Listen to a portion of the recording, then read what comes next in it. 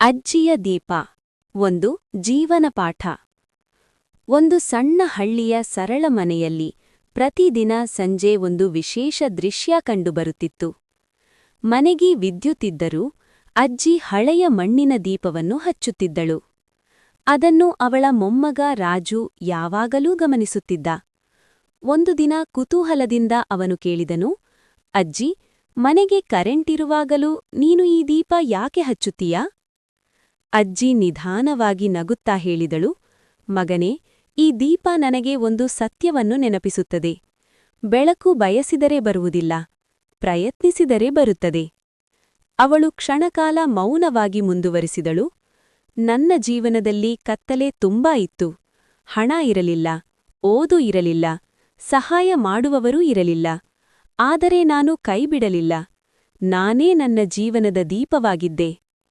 ದೀಪದ ಚಿಕ್ಕ ಜ್ವಾಲೆ ಗಾಳಿಯಲ್ಲಿ ನಡುಗುತ್ತಿತ್ತು, ಆದರೂ ಅದು ನಂದಲಿಲ್ಲ.